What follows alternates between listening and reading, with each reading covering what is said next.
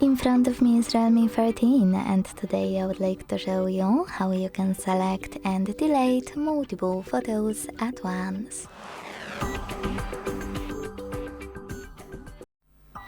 Begin by opening Photos app and tapping on Photos or Albums at the bottom.